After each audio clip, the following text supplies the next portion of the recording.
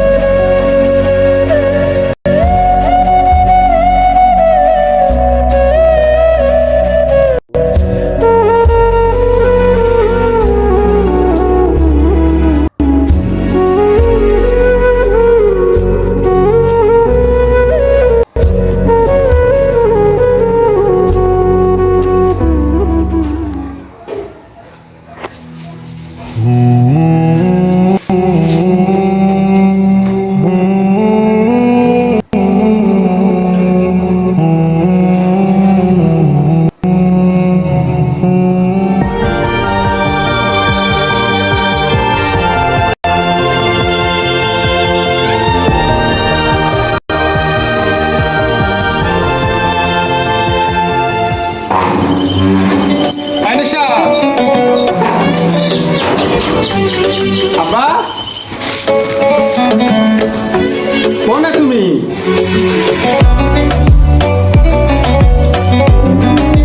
নিশাত, আব্বা এই দেখো তোমার জন্য কি নিয়ে আইছি। নিশাত, এই দেখো এই দেখো এই দেখো, দেখো তোমার জন্য কি নিয়ে আইছি।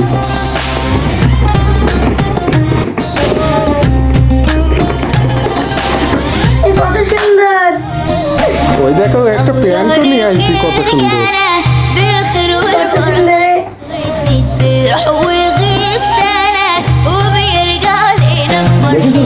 কত সুন্দর না?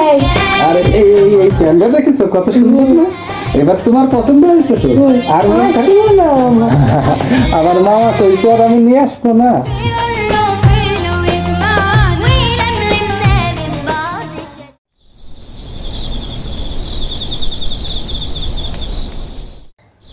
আচ্ছা মা, তোমার কাছে তো টাকা ছিল না, টাকা কোথা থেকে পেলে? আসলে বাব, একটা কথা কি জানিস, যার কেউ নেই গরিবের আল্লাহ আছে। আল্লাহ ঠিক আমার ব্যবস্থা করে দিয়েছে। কি করে?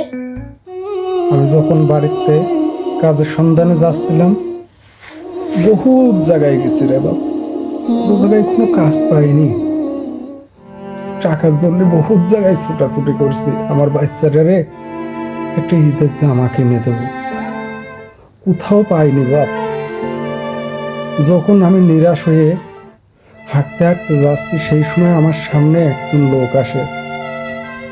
এসে খুব কান্নাকাটি করে বলে, ভাই আপনার রক্তের গ্রুপ কি? আমি বলার পরে বলে, ভাই আমার মায়েরা হসপিটালে মৃত্যুর সাথে লড়তেছে, আমি গরিব মানুষ, রক্ত কিনতে পারতেছি না ভাই, আমার মায়েরারে বাঁচান। আমি তখন কোনো সাত পাঁচ না ভেবে আমি ওই লোকটার সাথে তার মায়েরারে বাঁচাতে গেছি। হসপিটালে যেয়ে আমি লোকটারে রক্ত দিয়েছি। রক্ত দেওয়ার পরে লোকটাই আমার দোয়া করে দিল, ভাই আল্লাহ আপনার ভালো করবে।